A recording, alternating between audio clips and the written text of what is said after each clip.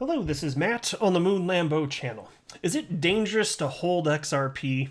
Well, I'm gonna be real with you here. It's risky to hold any cryptocurrency. This is the most volatile asset class on the freaking planet, and there isn't a close second.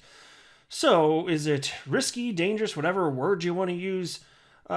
Yeah, for any crypto it is the case. Is it riskier to hold XRP now that the SEC is coming after Ripple? I think the fair, honest answer is yes. I'm not trying to scare anybody. I just, I'm going to be a straight shooter with you, but it also does not change my conviction, and so I have chosen to continue to hold my XRP. And, look, I'm not taking any XRP and taking that out to turn it into United States dollars or investing it instead into something else, but I am actively purchasing other cryptocurrencies. I think it's important to diversify for myself, and so that is what I'm doing. But as far as my XRP holdings, look, it's the cryptocurrency I still am most excited about. There's a reason for that. I think utility actually matters. I think that there's a bright future ahead for XRP. And, well, I wouldn't be holding it if I didn't believe that. But things have to be cleared up with the SEC. And so that's the bet that I'm making, is that justice will be done. That is the bet that I'm making. If justice is not done, then I could be in trouble with my XRP holdings. But that's also why, to me, I'm only willing to invest what I'm willing to lose in case it doesn't go the way that I think it should and will. And that's also the reason that I'm actively purchasing other cryptocurrencies for the first time in years. It really was from 2018 on. It was just XRP, and I made my final XRP purchase several months ago. My bags are sufficiently packed. Let me just say that. But given that alts, many of them are pumping right now, and I think that there's going to be sooner or later, probably sooner than later, an alt season.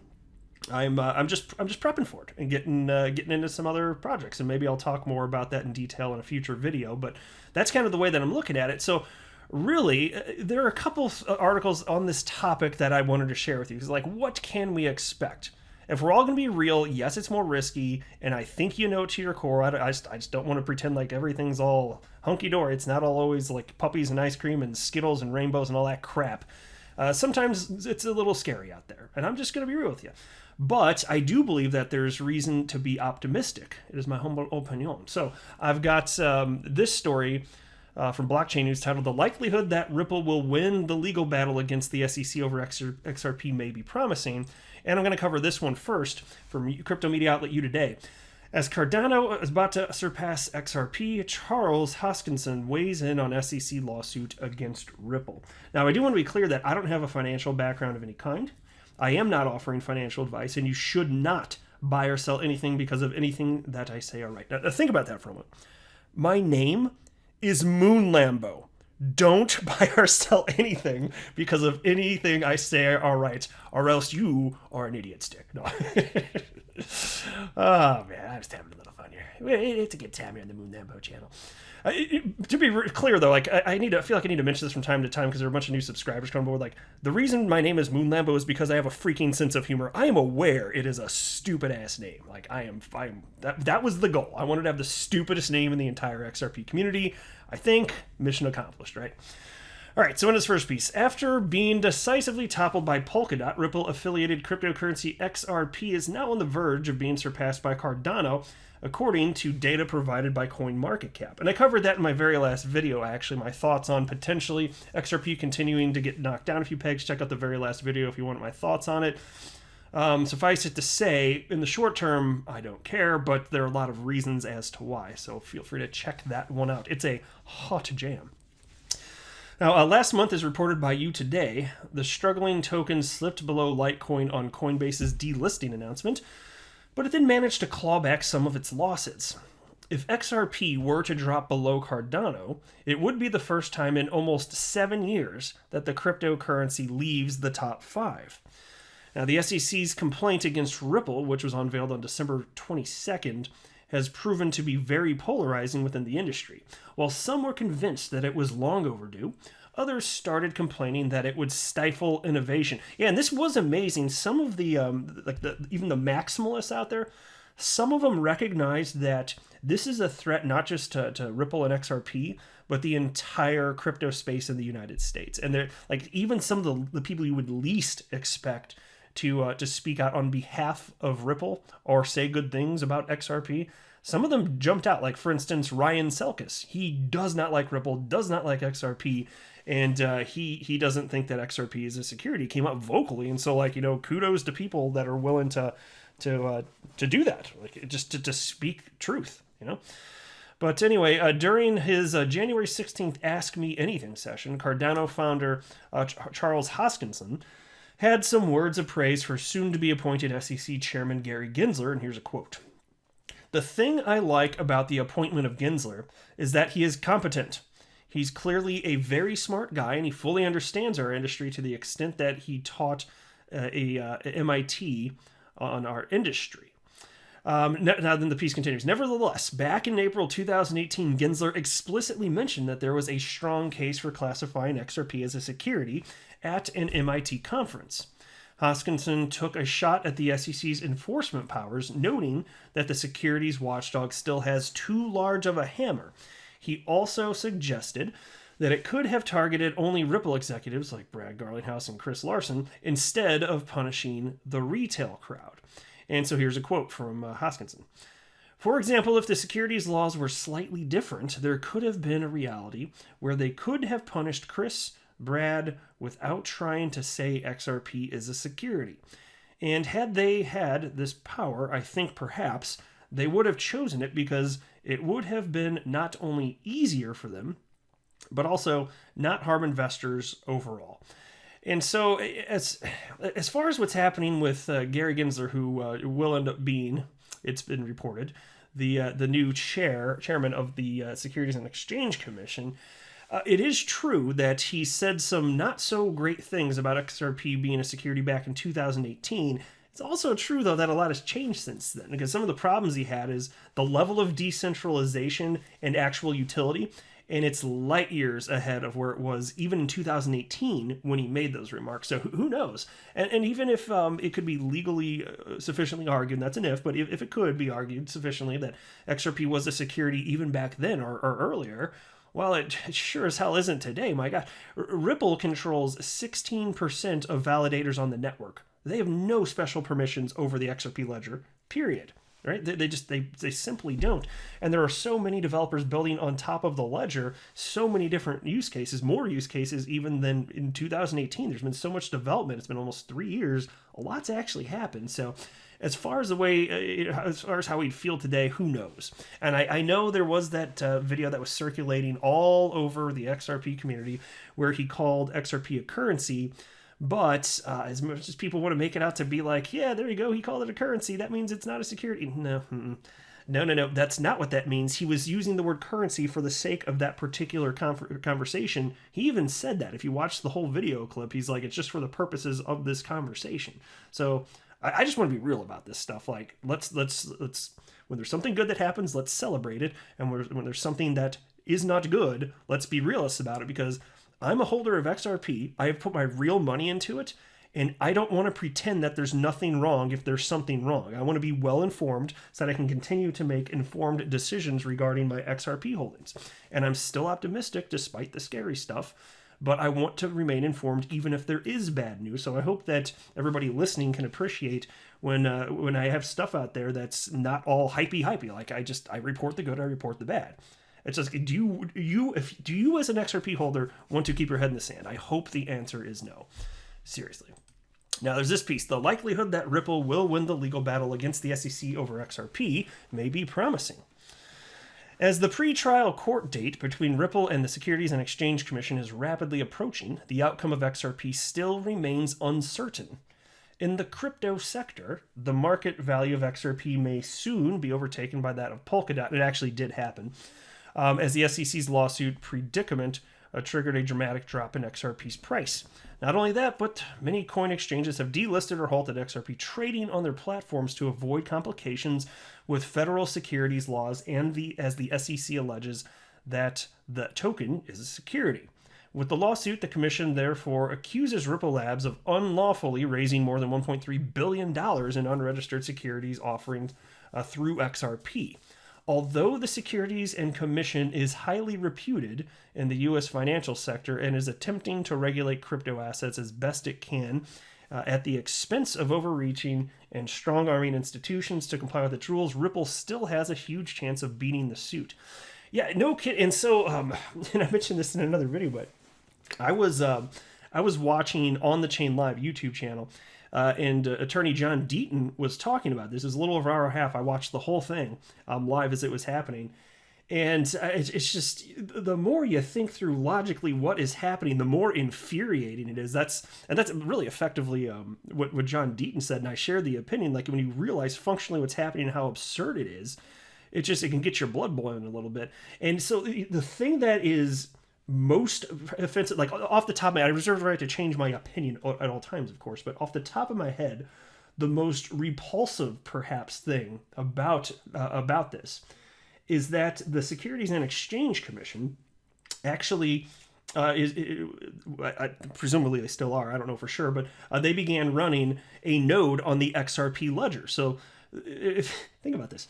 If XRP is a security, an unregistered security of Ripple, the Securities and Exchange Commission helped Ripple to move the unregistered security. What in the ever-loving hell is that? What in the ever-loving hell is that? I wish I knew that there were not children in the background, because I would be cursing up a storm right now. It's so absurd.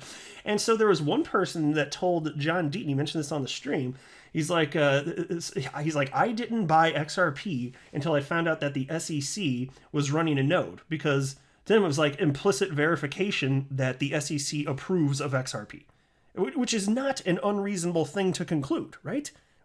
I'm not nuts here, right? Holy freaking hell. It's just absurd on its face here. And like, there's so many other things like that, where when you just see what they're doing, and then the approval of like what happened with, the partnership with Ripple and MoneyGram, SEC was totally cool with that. So think about that. Like, yeah, go ahead. MoneyGram, because they knew that the XRP was going to be transacted. Go ahead, and you and MoneyGram do your thing with the unregistered security, but we're going to come after you at the end of 2020 and completely wreck your lives. Oh, thanks, SEC, you're protecting all of us out there. Oh my God, Jay Clayton, asshat, complete asshat. Really grinds my gears, guys. It really grinds my gears. Back into the piece, though. They have a little subheading here. XRP previously trialed as a virtual currency. To be honest with you, I'm less convinced of this argument, but let's talk about this. For starters, Ripple has already been formally assessed by the Financial Crimes Enforcement Network, or FinCEN for short, as a virtual currency. They mean XRP, they said Ripple. In the official civil money penalty charges of $700,000, XRP is addressed as nothing other than a virtual currency. According to FinCEN in 2015, Ripple Labs was in violation of the Bank Secrecy Act and anti-money laundering regulations with XRP. The assessment by financial regulators over XRP was concluded by Ripple's agreement to take further steps in ensuring compliance with AML/CFT obligations, and by the fintech firm coughing up $450,000 as forfeiture in the action. Per the U.S. Attorney Melinda Haag, in charge of the penalty, quote, Ripple Labs, Inc. and its wholly owned subsidiary both have acknowledged that digital currency providers have an obligation not only to refrain from illegal activity, but also to ensure that they are not profiting by creating products that would allow would-be criminals to avoid detection. And so if law regulators had classified XRP as a virtual currency previously, it would make the Securities and Exchange Commission's arguments over XRP being a security null. And so I thought that was a rather persuasive argument initially, and I've reported on the channel that in the past. The more that I've looked into this, though, to be perfectly honest with you, it might not be the best argument for a couple of reasons, at a minimum. Apparently, it can, from a legal perspective anyway, it can be the case that something can be both a virtual currency and a security. Right. And so maybe Ripple's going to try and argue to the contrary, and if they want to, that's fine. They can see if they find success with it. I just think there are better arguments out there for this. And then additionally, this part of the federal government said it's a virtual currency. Well, who has jurisdiction over this? Because frankly, Congress needs to decide that, and that hasn't been decided. So it's just like the first part of the federal government that tries to call it something. That's what it is, and no other department in the federal government can come. Like, to me, that actually to be intellectually honest, doesn't make sense. So it's not that everybody should be able to call everything, but that's why this is messy. You need Congress to step in and say who's even in charge of the damn thing. We don't even have clarity around that. And so that's the reason that, from my humble opinion, it's not the best argument, but hey, if Ripple wants to go with that, then I don't know. They've got lawyers that are brilliant, and maybe they can make something of it. But then here's the next one, though. Chairman of the SEC. Another reason why Ripple may likely beat the suit may be that the duties of chairman heading the Securities and Exchange Commission has been passed to Gary Gensler, a former chair of the Commodities Futures Trading Commission, CFTC for short.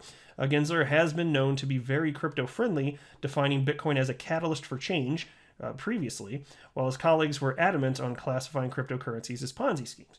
So in the past, keep in mind this too, he did say that he believes that there's an argument to be made for XRP being a security of Ripple, unregistered security, non-compliant. He also said the same thing about Ethereum, and that was back in 2018. Again, things have changed, and the SEC has come out and said that Ethereum is not a security, and if Ethereum is not a security, I don't know how the hell XRP can be a security. There's too many similarities between the two in terms of clearly who created it and is profiting from it. So it doesn't make a damn bit of sense here.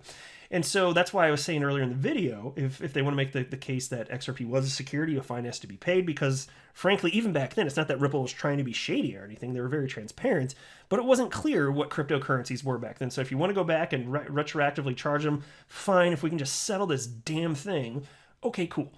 But to call it a security today is absurd, absolutely absurd. And you can go, children in the background. I can't see none.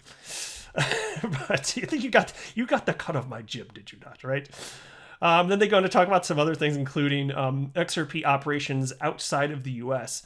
And so if you just think about how it's being utilized the world over, holy hell! Like the Howey test, which was intended to, like they're trying to use to justify XRP, the case for XRP being a security, like. When the Howey test was concocted, it was in like the mid-40s. They never could have. Well, first of all, there was no winner. They couldn't have conceived of that, or the idea of an asset that isn't physical and can become centralized and then decentralized and vice versa. Like there's no way in hell. It's just ridiculous here. So I'm counting on a settlement. Outside of a settlement, I think we're going to have a bad time. So that's what I'm hoping. There's no way to know for sure. That's what I'm waiting for. And again, Attorney John Deaton, he said that if it's going to happen, likely to happen within the next 6 months. That's his opinion, because just from his legal background, that's about the most reasonable time window to expect it. So if it goes after that, it's probably that not that they're not trying to figure it out. It would be more likely, he says, that they weren't able to agree, in which case you're probably going to end up seeing this go to trial, which would be very bad. I don't know what would happen, because my greatest fear if that happens is that you're going to have Ripple locked up in the courtroom for years and years and years. And if it goes to the Supreme Court, like John Deaton was even saying, you're looking at like 5 to 7 years to get this cleared up. And in the meantime, what does that mean for the adoption of XRP and Ripple's business model? Like that could completely wreck it, unfortunately. And so I'm not trying to scare anybody. I'm just sharing with you my honest opinion here. And that's why I say I am optimistic for the idea of justice prevailing, but you don't know for sure. So that's part of the gamble. That's the risk that I'm taking in continuing to hold XRP, because if justice is served here and you get a settlement, ideally, I think that I personally believe that would be rather good for the price action of XRP, and that's what I'm counting on, because it's so absurd to argue to the contrary. So it's just like, are we going to get justice or are we not? And I don't know for sure, but I think so. So we'll see. I'll go ahead and wrap up there. I am not a financial advisor. Do not buy or sell anything, because of anything that I say or write, that would be a very, very, very bad idea. Until next time, to the moon, Lambo.